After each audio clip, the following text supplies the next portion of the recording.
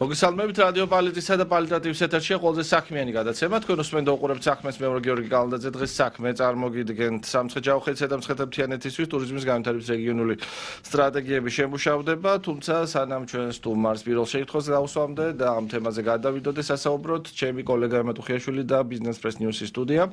მოგესალმები ემა, გავრცელდა ინფორმაცია თხილის ამ თვის სეზონში, რომ კიდევ უფრო შეიძლება გაძვირდეს. ეს კარგი ინფორმაციაა ჩვენი ფერმერებისთვის, რომელიც ამ სფეროში მოღვაწეობენ. მაგრამ რატომ არის მოსალოდნელი გაძვირება, რა შიდა და გარე ფაქტორები უწყობს ამას ხელს? მოგესალმები გიორგი, მივესალმები ჩვენს სვენესა და მაყურებელს. ეს ინფორმაცია ჩვენი ფერმერებისთვის კიდევ უფრო კარგი იქნებოდა, წელს რომ კარგი მოსავალი იყოს თხილის სამწუხაროდ ზაფხულში ხშირი გვალვების გამო მოსავლის მნიშვნელოვანი ნაწილი გაფუჭდა. ყინვამ კი მეზობელ თურქეთში გააფუჭა თხილის მოსავალი. მოგეხსენებათ, რომ მსოფლიო ბაზარზე თხილის მიწოდების თვალსაზრისით თურქეთი ყველაზე დიდი მოთამაშეა. წლის განმავლობაში თურქეთში დაახლოებით 500,000 ტონა თხილის წარმოება ხდება. წელს ეს მოსავალი მნიშვნელოვნად გაფუჭებულია, რამაც ბუნებრივია გაზარდა ფასები საქართველოშიც. ჩვენ ვიცით, რომ საქართველოში თხილის ფასი ყოველთვის არის დამოკიდებული თურქული თხილის ფასზე, ბუნებრივია საერთაშორისო ფასებზეც.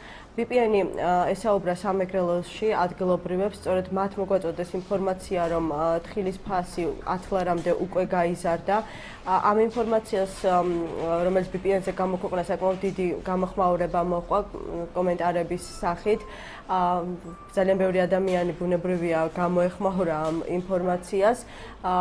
ჩვენ გვაქვს მონაცემები, კიდევ ერთხელ გადავამოწმოთ ეს ინფორმაცია და გვაქვს მონაცემები, რომ დღის განმავლობაში თხილის ფასი 8-დან 10 ლარამდე მერყეობს, ანუ შესაძლებელია დღის პირველ ნახევარში დაფიქსირდეს თხილის ფასი 8 ლარისა და 80 ცენტრის ფარგლებში, ხოლო საღამოს უკვე 10 ლარამდე გაიზარდოს, როგორც ადგილობრივები გვეუბნებიან, ძირითადად შემსყიდველები თურქი ექსპორტიორები არიან, სწორედ ისინი ყიდულობენ ადგილობრივებისგან თხილს და შემდეგ გააქვთ ქვეყნის ფარგლებს გარეთ. სტატისტიკაც მოვიძიე თვალსაჩინოებისთვის, ყოველწლიურად საქართველოში დაახლოებით 30-დან 40,000 ტონამდე თხილის წარმოება ხდება. ჯერჯერობით უცნობია წელს რა მოსავალს მოიწევს საქართველო, თუმცა საუბარია იმაზე, პროგნოზი კეთდება წინასწარ, რომ დაახლოებით 20%-ით ნაკლები გვექნება, ვიდრე გასულ წელს იყო. სწორედ ეს ვითარება იძლევა იმის საფუძველს, რომ ვივარაუდოთ თხილი შესაძლოა კიდევ უფრო გაძვირდეს, შესაძლოა ცოტა ხმამაღალი ნათქვამი იყოს, მაგრამ ფიქრობენ, რომ ზამთარში ადგილობრივი თხილის ფასი შესაძლოა 15-20 ლარამდეც გაიზარდოს კილოგრამზე. ეროვნულმა ბანკმა ადგილობრივი კომერციული ბანკების, ასე ვთქვათ, მონიტორინგის შედეგები გამოაქვეყნა. ბუნებრივია ყოველთვის არის ინტერესი ამ სფეროს მიმართ, როგორც ერთ-ერთი ყველაზე განვითარებული ბიზნეს სექტორის მიმართ ქვეყანაში. 2014 წლის 1 სექტემბრის მდგომარეობით საქართველოს საბანკო სექტორი 21 კომერციული ბანკით არის წარმოდგენილი, მათ შორის 17 ბანკში საწესდებო კაპიტალში უცხოური კაპიტალი მონაწილეობს და მხოლოდ 2 უცხოური ბანკის ფილიალი გვაქვს ქვეყანაში. ეროვნული ბანკის ინფორმაციით, წინა თვესთან შედარებით, საქართველოს კომერციული ბანკების მთლიანი აქტივები 0.9%-ით გაიზარდა და 18,6 მილიარდი ლარი შეადგინა. საბანკო სექტორის საკუთარი სახსრები 3.3 მილიარდი ლარია, რაც კომერციული ბანკების მთლიანი აქტივების 17%-ზე ცოტა მეტია. უცხოური კაპიტალის მონაწილეობა ბანკების მთლიან განაღდებულ საწესდებო კაპიტალში 78.5% შეადგინა. ძალიან საინტერესო ინფორმაცია, რომელიც სატელევიზიო და რადიო რეკლამაზე რეგულაციებს ეხება, როგორც ცნობილი გახდა ევროკავშირთან ასოცირების ხელშეკრულება, ამ მიმართულებითაც გულისხმობს ადგილობრივი კანონმდებლობის ევროპულ კანონმდებლობასთან თავსებადობას. საქმე ეხება ზოგადად სამაუწყებლო ბადეში რეკლამის, ვიზუალური რეკლამის განთავსების პროცენტულ წილს. მოქმედი კანონმდებლობით მთელი 24 საათიან ბადეში რეკლამის წილი არ უნდა აღემატებოდეს 20%-ს, თუმცა არსებობს ძალიან მნიშვნელოვანი დეტალი, კანონი არ ეუბნება მაუწყებელს, როდის უნდა აითვისოს ეს 20%. როგორც რეალობა გვიჩვენებს, მაუწყებლების დიდი ნაწილი ამ დაშვებულ ზღვარს სწორედ prime time-ში იყენებენ და სწორედ კონცენტრირება ყველაზე მეტი რეკლამისა აი ამ დროს ხდება, ხოლო ევროპული კანონმდებლობა გვეუბნება, რომ 20%-იანი ზღვარი ისევ შენარჩუნდება, თუმცა ეს 12 წუთი სარეკლამო ჩვენ უნდა გამოვიყენოთ 1 საათის განმავლობაში. კომუნიკაციების მარეგულირებელი კომისია უკვე მუშაობს შესაბამის კანონპროექტზე და უახლოეს მომავალში მოსალოდნელია რომ ამ კანონპროექტის განხილვა უკვე საკანონმდებლო ორგანოში მოხდება. ანუ შეეზღუდება ტელევიზიებს და რადიო სადგურებს პრაიმ ტაიმში რეკლამის რაოდენობის გაშვება? იცი როგორ არის გიორგი, მთლიანად 24 საათის განმავლობაში, ანუ ჯამური რაოდენობა დროის არ შეიზღუდება, თუმცა კონკრეტული, ასე ვთქვათ, განსაზღვრება მოხდება, რომ ეს 20%, რაც ჯამში 4 საათზე მეტი გამოდის, დიახ, 24 საათის განმავლობაში თანაბრად უნდა გადანაწილდეს, ანუ 1 საათის განმავლობაში 12 წუთზე მეტი არ უნდა იყოს დავუშვათ სარეკლამო დრო. საინტერესოა რას ამბობს ევროკავშირთან ხელშეკრულება ეგრეთ წოდებულ გადახვევებთან დაკავშირებით იქაც იმიტომ რეკლამა როგორც წესი ძალიან ხშირად ვინცაც აქვს საკაბელო ტელევიზია რეკლამას ახვევს ხოლმე და შესაბამისად რამდენადაც მე გავეცანი ამ დოკუმენტს და ამ დათქმას მსგავსი რეგულაცია არ შემხვედრია ასე ვთქვათ ევროკავშირის კანონმდებლობაში რეკლამის არამოყვარული ხალხი კი ბატონო და ბოლო ინფორმაცია ქალაქის მერი ამბობს რომ პუშკინის ქუჩაზე ესტაკადა აუცილებლად აშენდება და ეს კეთდება იმისათვის რომ იქ მოძრაობა განიმუხტოს, თუმცა აქვე დასძენს რომ აუცილებლად შენარჩუნდება ესტაკადის მშენებლობის პროცესში ის არქიტექტურული ძეგლები, რომლებიც ცოტა ხნის წინ იქნა აღმოჩენილი.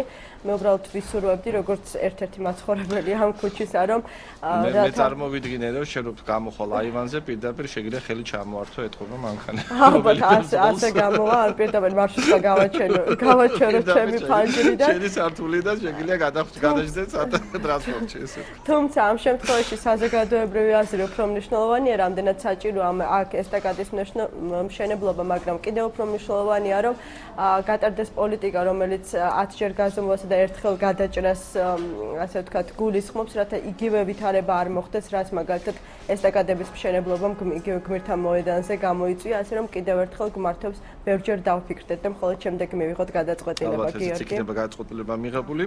ეს იყო ემმა ტუხიაშვილი და მთავარი თემა სამცხე-ჯავახეთისა და მცხეთა-მთიანეთის ტურიზმის განვითარების რეგიონული სტრატეგიების შემუშავდება პროექტი, რომლის მუშაობაში აქტიურად არის ჩართული ეკონომიკის სამინისტრო, ხორციელდება მსოფლიო ბანკის დაფინანსებით და მასში ჩართულია ასევე საერთაშორისო საკონსულტაციო კომპანიებიც. სტრატეგიის პირველადი სამუშაო ვერსიების პრეზენტაცია მოეწყო 23 სექტემბერს თბილისში, მცხეთასა და ახალციხეში. პროექტი მიმდინარეობს მსოფლიო ბანკის და საქართველოს მთავრობის დაფინანსებით, როგორც უკვე აღნიშნე. უფრო მეტს უშუალოდ პროექტზე, ასევე მსგავსი სტრატეგიის მნიშვნელობაზე ჩვენ დღევანდელი სტუმარი გვეტყვის, წარმოგიდგენთ მსოფლიო ბანკის მდგრადი განვითარების განყოფილების პროგრამების ხელმძღვანელს სამხრეთ კავკასიის ქვეყნებში აჰმედ ეივეიდას მოგესალმებით. დიდი მადლობა რომ გამონახეთ რომ მოგზავნით ჩვენთან და ჩვენ დაგვეხმარება გიორგი ალბათ კომუნიკაციისთვის და რა თქმა უნდა მამდე შეგახსენებთ ტელეფონის ნომრებს 237-139 ან 218-139 დაგვირეკეთ დასვით შეკითხვა. დღეს ძალიან ბევრ მნიშვნელოვან საკითხებზე ვისაუბრებთ, მათ შორის იგივე მცირე და საშუალო ბიზნესის მხარდაჭერ პროექტებზეც, რომელიც უშუალოდ იქნება ჩართული იქივე ცალკეულ რეგიონულ ჭრილში. ბატონო აჰმედ, თუ შეიძლება უფრო დეტალურად მოგუყვებით ამ პროექტის შესახებ და მე ვიცი რომ ამჟამად ხორციელდება კახეთი, სრულდება პროექტი, იმერეთი და აარჩიეთ ახლა მცხეთა-მთიანეთის და სამცხე-ჯავახეთის რეგიონები, სადაც ეს ტურიზმის მიმართულებაც არის, ესე იგი ერთ-ერთი ცენტრალური. თუ შეიძლება პროექტზე მოგუყვებით და ასევე ამ ძირითად მიმართულებებზე და ასევე ტურიზმზეც, რა თქმა უნდა, როგორ ხედავთ მას? So could you briefly tell us about the project itself? We know that this regional development project is almost finished in Kakheti. It's ongoing in Emirati, and now Mცხeთა-მთიანეთი and სამცხე-ჯავახეთი regions have been added to this project. So could you tell us more about those projects, what components it has, and also about tourism component?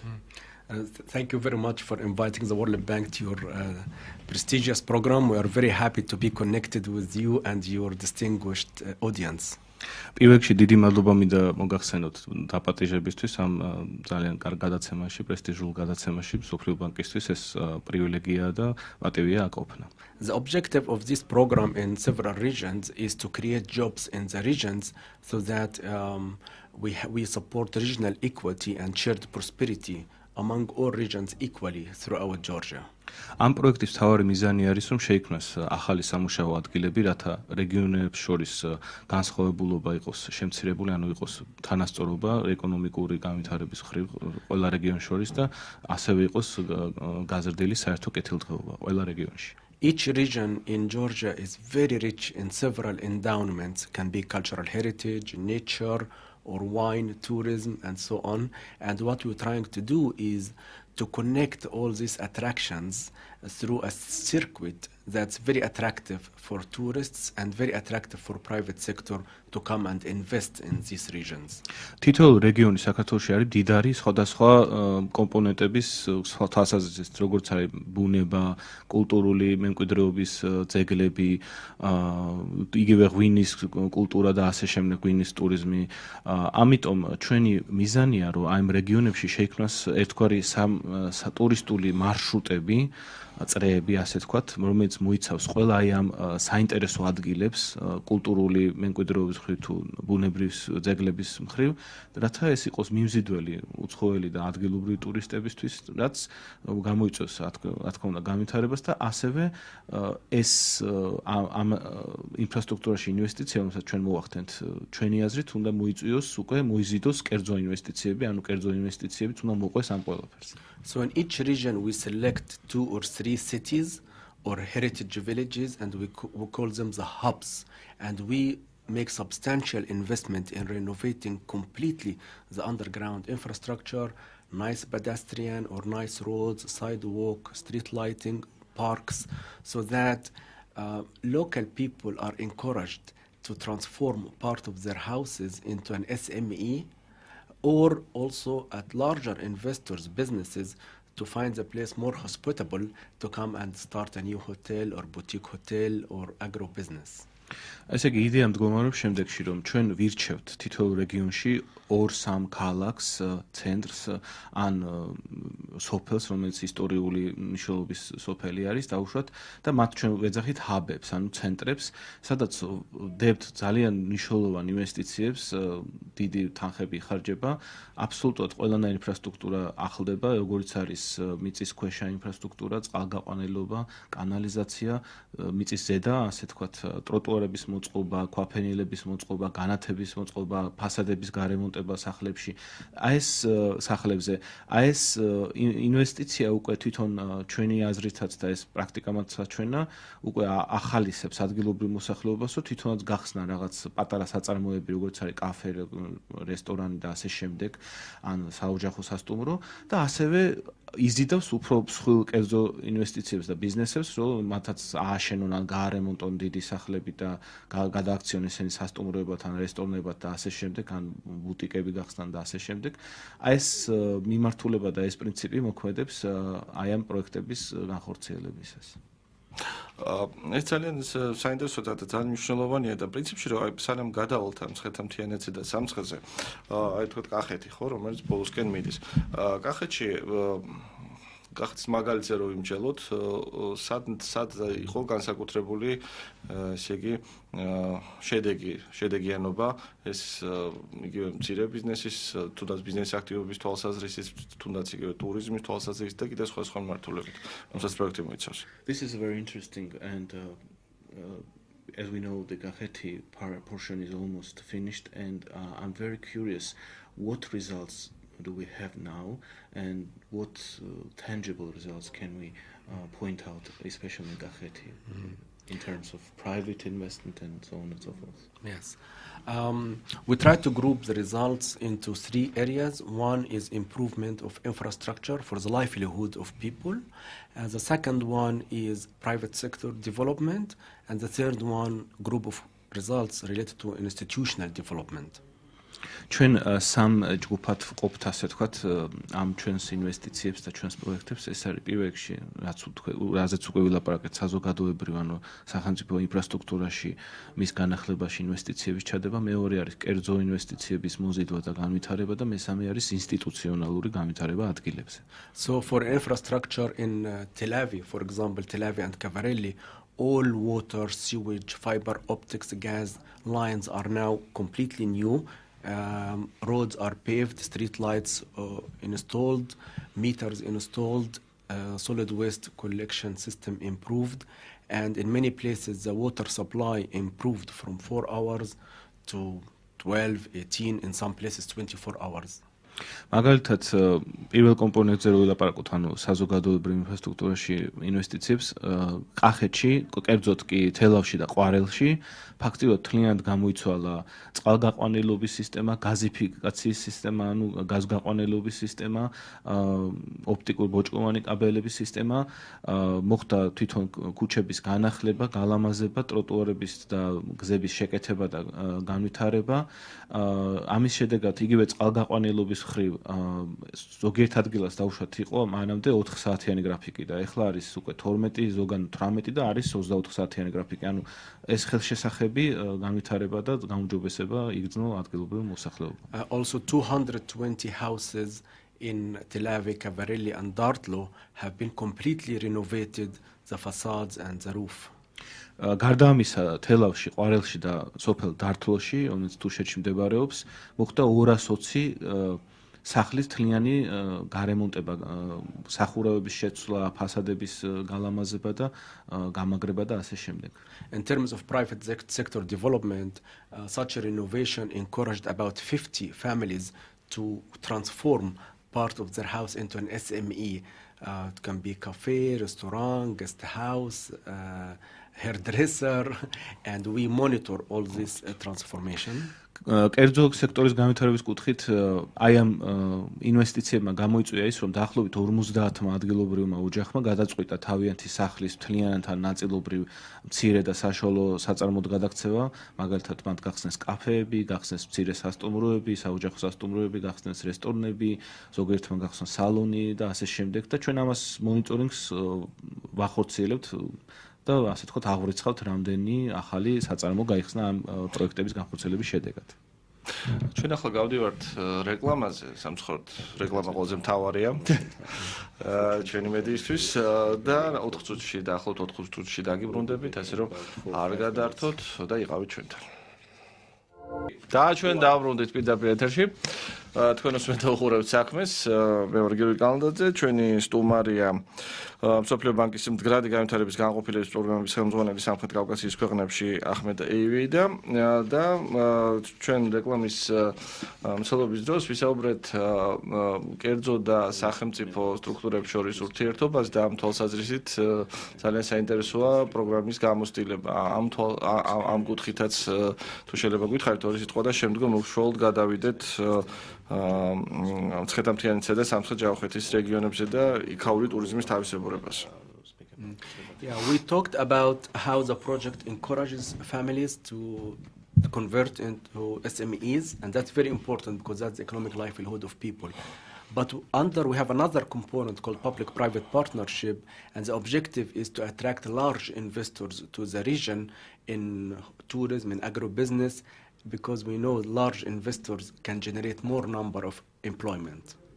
ჩვენ უკვე ვისაუბრეთ მცირე და საშუალო საწარმოებზე და როგორ მოქმედებს ეს პროექტი ამ მცირე და საშუალო საწარმოების განვითარებაზე, მაგრამ ასევე ძალიან მნიშვნელოვანი არის უფრო მსხვილი ბიზნესის, მსხვილი ინვესტიციების, კერძო ინვესტიციების შემოსვლა, იმიტომ რომ ესეთი მსხვილი ინვესტიციები გაცილებით უფრო მეტ სამუშაო ადგილებს აჩენს ადგილებს. So far 10 large investors benefited in Kakheti from our PPP component in terms of free public infrastructure, streamlined business startup procedures, and some of them got an extra credit from IFC.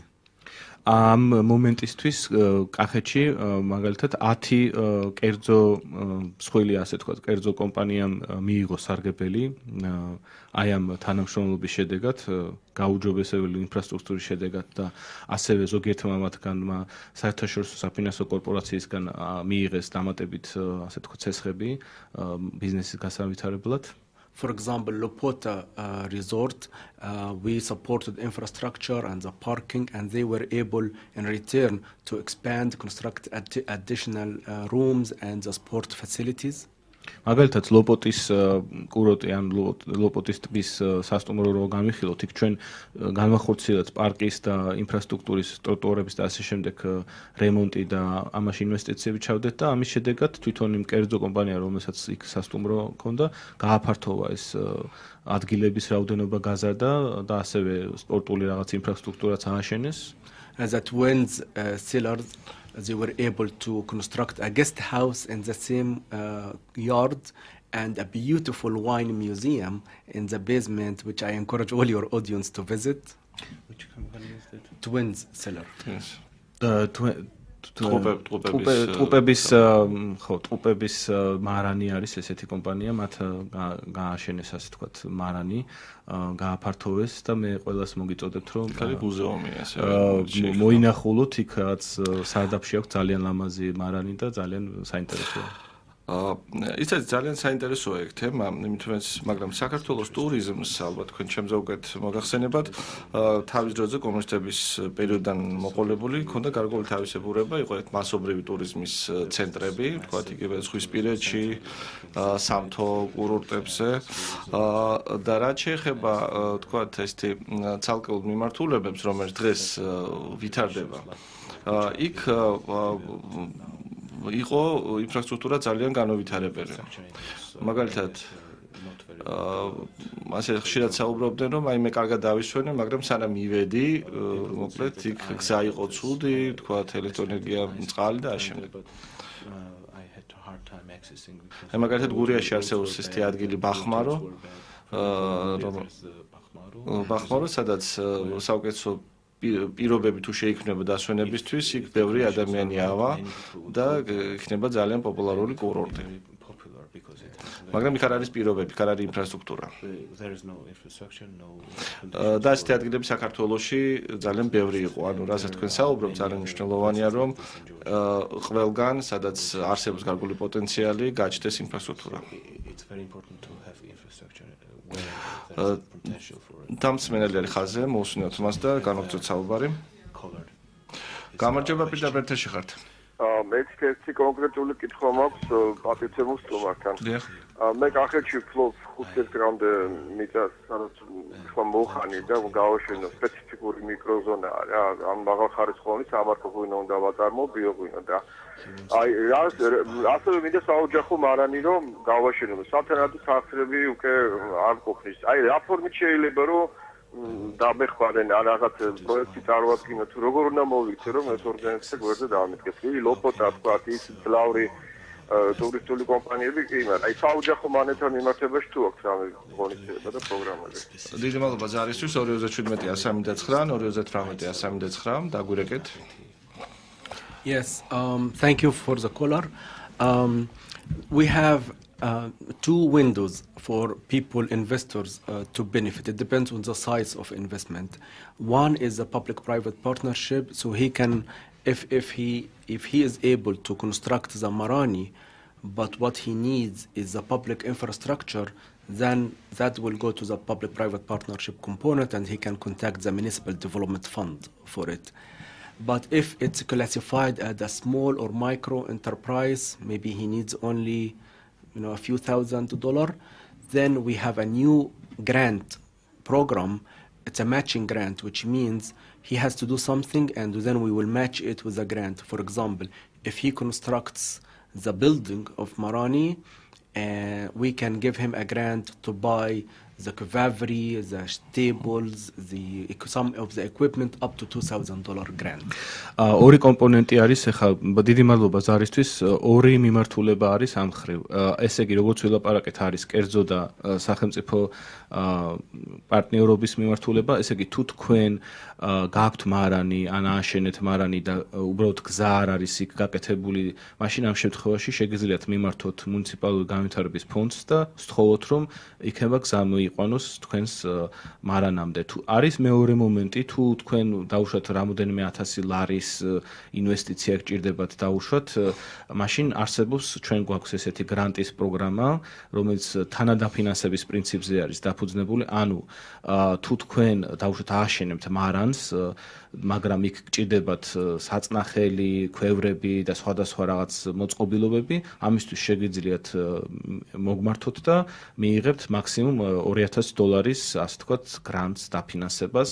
ანუ ეს ორი მიმართულება შეგიძლიათ რომ მოსინჯოთ. This grant scheme will just start, it hasn't started yet. It will be announced in Kakheti in the next month or so, and the implementing agency will be Elkana NGO. ეს გრანტების პროგრამა, რომელზეც ახლა ვისაუბრობ, ჯერ არ დაწყებულა, შემდეგ თვეს გამოცხადდება ოფიციალურად კახეთის რეგიონში ამ გრანტის პროგრამის შესახებ და მისი განხორციელებელი იქნება ელკანა, ეს ორგანიზაციას ქვია ელკანა და ის განახორციელებს ამ გრანტების გაცემას და კურირებას. ბატონო აჰმედ, მე ჩვენ დავსვიფრისებ შეკითხვა თქვენ შეხედულებაზე გარკვეულ ტურიზმის პოტენციალთან დაკავშირებით და მოდი გადავიდეთ უკვე იმ რეგიონებზე, რომელზეც ამჟამად მიდის საუბარი, რომ ის ასე მომზადდეს ამ რეგიონებში ტურიზმის განვითარების სტრატეგიები, ანუ მცხეთა-მთიანეთი და სამცხე-ჯავახეთი. თქვენი გადმოსახედიდან რა შესაძლებლობებს ხედავთ, როგორც ერთი ისე მეორე მიმართულებით ტურიზმის თვალსაზრისით, ანუ რა აქვს დადებითი და რა აქვს, თქვათ, სამწუხაროდ უარყოფითი განუვითარებელი, ესე ვთქვათ. Yes, Georgia is very rich with endowments, and it's and that's why tourism arrival to Georgia is one of the fastest growing in the world according to the United Nations Travel Organization. It's 25% increase every year. საქართველოს ძალიან დიდი პოტენციალი აქვს და ძალიან ბევრი მისაზრდი ასე ვთქვათ აქტივები აქვს თავის მფლობელობაში და ეს საქართველოს არის ერთ-ერთი ყველაზე სწრაფად ტურისტულად სწრაფად მზარდი ქვეყანა მსოფლიოში, ანუ ტურისტების რაოდენობა ერთ-ერთი ყველაზე სწრაფად იზრდება საქართველოში, იგივე გაეროს მონაცემების მიხედვით 25%-იანი ზრდა არის ყოველწლიურად ტურისტების რაოდენობის მხრივ. Სამცხე-ჯავახეთი and მცხეთა-მთიანეთი come with unique additional tourism products which are the ski resorts in Godavari and Bakuriani. სამცხე-ჯავახეთს და მცხეთა-მთიანეთსაც შეეხება ამ ორ რეგიონს პლუს ყველაფერთან ერთად აქვთ სათხილამურო სპორტის, ანუ სამთხილამურო ზამთრის სპორტის სახეობების განვითარების მხრივ პოტენციალი იგივე გოდაურის და იგივე ბაკურიანის სახით. They come also with unique World Heritage sites like Mesketa, World Heritage City, Vardia. We are trying to help the Ministry of Culture to register it as World Heritage Monument. გარდა ამისა, ამ რეგიონებში არის განთავსებული მსოფლიო კულტურული მემკვიდრეობის ნუსხაში შეტანილი ასე ვთქვათ კულტურული ძეგლები, იგივე მცხეთა მთლიანად არის შეტანილი ამ იუნესკოს სიაში, ასევე ვარძია, რომელზეც ჩვენ ვეხმარებით ახლა საქართველოს კულტურის სამინისტროს, რომ ამ ნუსხაში იქნას შეტანილი ვარძიაც. And they offer something unique in Georgia. Not some Georgians even don't know, which is a darbazi, houses with wooden structure and covered by mud and grass in the top. So we are trying to establish a darbazi circuit around Saro so that people can go and not only visit Zarzma and Sapara, but we are creating a new tourism product. გარდა ამისა, არის კიდევ ერთი მომენტი, ესე იგი დარბაზის ტიპის ძველი ტრადიციული ქართული სახლები, რომელსაც დარბაზის ვეძახით. ეს არის რაღაც მომრგვალებული ხის სტრუქტურა, რომელიც არის ტალახით და ბალახით დაფარული და ძალიან საინტერესო სტრუქტურაა და ნაგებობაა და ჩვენ ვცდილობთ, რომ არის პროექტის მიხედვით სამცხე სამცხე-ჯავახეთში გავაკეთოთ ეს ტურისტული მარშრუტი ამ დარბაზის ტიპის დასახლებების გარშემო, აი ეს არის ენერგოეფექტური. შენობა პირველი ალბათ ისტორია. Exactly, amazing. This is the energy efficient. Yeah, not it's so Georgia unique products. ეს არის unikaალური. That's what makes Georgia unique. ეს არის უნიკალური პროდუქტი, ასე თქვა, საქართველოსთვის და ეს ქნის საქართველოს უნიკალურობას უსვავს ხალხს. აი არის სოფელი სარო, იქ არის ესეთი სახლები და ჩვენ გვინდა აი გავაკეთოთ ესეთი ტურისტული მარშრუტი და ანუ მხოლოდ ზარზმის მონასტერი რო არ მოინახონ და მარტო ვარძია, რაც ყველასთვის ისეთ ცნობილია, ასევე მათთან ერთად ესეც გვინდა რომ გამოვიდეს. And by the way, I have seen also about 2-3 darbazi houses in Dusheti. Not too many people know, and we are discussing now also how can we make them a visitor area. გარდა ამისა, ბევრმა არ იცის, რომ დუშეთშიც არის 2-3 ასეთი ნაგებობა, დარბაზის ტიპის ნაგებობა, ბევრმა არ იცის და ჩვენ გვინდა რომ ეხლა ვფიქრობთ ისინიც როგორ ჩავრთოთ აი ამ მარშრუტებში. But also what we will try to do in the new project is there are very special wood building houses in Dusheti and Abastumani, which had good history, but they are almost totally in disrepair now, so we will try to have very careful restoration of these houses. გარდა ამისა, დუშეთში და აბასტუმანში არის ძველი ხის სახლები, რომელიც ძალიან ლამაზი და ისტორიული მნიშვნელობის არის, მაგრამ ძალიან ცუდ მდგომარეობაში არის და ამას უნდა ბევრი შრომა, რომ მოხდეს მათი ისეთი რესტავრაცია, რომ არ დაინგრეს და ასე თქვათ არ განადგურდეს და შენარჩუნდეს მაქსიმალურად დიდი ხნის განმავლობაში. და რა არის თქვენი აზრით აი გარკვეული ხარვეზი, რომელიც ხელს უშლის ამ პოტენციალის მაქსიმალურად წარმოჩენას? Yes, I think you touched the issue, which is tourism infrastructure. Access roads in many places is very poor. Water supply, say in Kazbegi, is very poor. Quality of museums, say in Borjomi or Kazbegi, is very poor. თქვენ უკვე საუბრობთ, ესე იგი, მისასვლელი გზების ძალიან ბევრ ადგილას მისასვლელი გზების პრობლემა ძალიან ცუდ მდგომარეობაში არის, ასევე წყალმომაგარაგების პრობლემა არის, განსაკუთრებით იგივე ყაზბეგში ეს ძალიან თვალსაჩინოდ ჩანს. ბორჯომში და ყაზბეგში მაგალითად მუზეუმები ძალიან ცუდ მდგომარეობაში არის და რესტავრაციას და აღდგენას საჭიროებს. And then you have huge endowments, like as I said, the Darbazi houses or the wooden houses in Abastumani or Dusheti. Because of poverty, people are not able to restore the houses themselves. But if we restore them properly, then that can become attractive for tourists, domestic and international, to go and see, and attractive for residents to make some part of the house a guest house or a family house. მაგრამ ასევე როგორც ვისაუბრეთ, არის კიდევ ეს დარბაზის ტიპის სახლები და ასევე ის ძველი ხის სახლები, რომელიც შემორჩენილი არის დუშეთშიც და სამცხე-ჯავახეთშიც.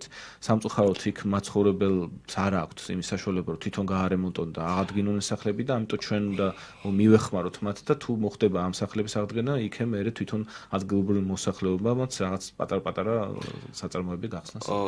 ხო, აი სხვაშორის არის ძალიან საინტერესო რაღაცა შეეხეთ თქვენ. არის თემები, რომელსაც თქვათ დამოუკიდებლად ადგილობრივი მოსახლეობა ვერ შეძლებს რომ მოაგვაროს, მაგრამ მეორე მხრივ თქვათ ადგეს და თავისი ისტორიული ან ის შენობა ან იმ დასახლებაში არსებული რაღაც ისტორიული ნაგებობა, რომელიც შეიძლება მე პოტენციურად კარგად გაიყიდოს ტურისტული თვალსაზრისით, ხშირად არ უვლიან ამ ყველაფერს და ისევ გონიათ რომ ვიღაცა სხვა უნდა მოუაროს. ალბათ აქაც ცოტა მენტალური ცვლილება უნდა მოხდეს ამ თვალსაზრისით, არა მარტო თქვათ. Exactly. So I think that yes. But also local population will have a responsibility because we will renovate the facades, the roofs, the infrastructure, the streets, but they will have to renovate the house inside if they want to make it a guest house or a family house or cafe. გასაგებია რასაც ამბობთ, მაგრამ ამავე დროს უნდა გავუსვათ ხაზი, რომ ჩვენ თუ გადავწყვიტავთ დავუშვათ მათი სახლების ფასადის გარემონტებას, სახურავების გამოსვლას, მათ თვითონ მოუწევთ შიგნით რემონტის განხორციელება. იმიტომ რომ თუ დავუშვათ გაალამაზდება ქუჩა, სადაც ეს სახლი არის, ხო, კონკრეტულად გამოიცვლება ჩვენს მიერ მათი სახურავი, გარემონტდება და გალამაზდება მათი ფასადი. შიგნით რემონტის განხორციელება უკვე მათ თავისი ძალებით მოუწევთ, რათა თუ უნდათ რომ გადააქციონეს თავშად საოჯახო სასტუმროთან, რესტორნთან, კაფეთ, თვითონ მოუწევთ რაღაც ინვესტიციების განხორციელება. ანუ მათაც რაღაც გარკვეული პასუხისმგებლობაც. And actually that's my message to local population in the 4 regions through your prestigious program is that don't see the World Bank support to do everything, but rather it is a spark to start the development, but they have the responsibility also to complete the restoration inside. და ესეთი გზავნილი მექნება ზუსტად ადგილობრივი მოსახლეობისთვის, ვინც ამ რეგიონებში კონკრეტულად ცხოვრობს, რომ არ უნდა ჩათვალოთ, რომ ხა მსოფლიო ბანკი მოვა და მართლა ყველაფერს 100%-ით გააკეთებს და უბრალოდ უნდა ჩათვალოთ, რომ მსოფლიო ბანკი არის როგორც ნაპერწკალი, რომელიც უნდა წარმოშვას კარგაგებით ცეცხლი, ანუ განვითარება თვითონ უნდა მოყვეს ჩვენს ინვესტიციებს. ეს უკვე ადგილობრივი მოსახლეობის და ხელისუფლების საქმეა. ჩვენ დაგვრჩა ფაქტობრივად 2 წუთი გადაცემის დასრულებამდე. და თუ არის რაიმე ისეთი, რომელიც არ გითხეთ, მაგრამ გინდოდათ რომ გეთქვათ. Yeah, and in the institutional development, this is also very important for sustainability. So in Kakheti, you are starting now giving training to tour guides, to hotel management and hospitality, and to nature, the rangers, and also capacity building to Culture Heritage Agency to Tourism Administration, and we are preparing now a national tourism strategy for Georgia with Ministry of Economy to ensure the long-term vision for Georgia. მინდა დავამატო, რომ ინსტიტუციონალური განვითარების მხრიდანაც ბევრ საქმეს ვაკეთებთ, მაგალითად კახეთში ახლა იწყება ტრეინინგები ადგილობრივი ტუროპერატორებისთვის, სასტუმროების მფლობელებისთვის, რომ მათ ისწავლონ უფრო კარგად როგორ მოემსახურონ ვიზიტორებს და სტუმრებს. ასევე ეს ტრეინინგები უტარდებათ კულტურული მემკვიდრეობის დაცვის სააგენტოს თანამშრომლებსაც და სხვადასხვა კულტურის სამინისტროს თანამშრომლებსაც, რათა გაიზარდოს შესაძლებლობები ამ სააგენტოების და უწყობების. გარდა ამისა, მინდა აღნიშნო, რომ ეროვნული ტურიზმის განვითარების სტრატეგიაზეც იწყება უკვე მუშაობა. ჩვენსა და ეკონომიკის სამინისტროს წარმომადგენლები ერთად ვიმუშავებთ ამ სტრატეგიაზე, რათა საერთო ხედვა ჩამოყალიბდეს იმის შესახებ, თუ როგორ უნდა განვითარდეს ტურიზმი საქართველოში. დიდი მადლობა მობრძანებისთვის. ჩვენი საერთო დრო უკვე ამოიწურა. ერთმანეთს შევხვდებით ორშაბათს დროებით.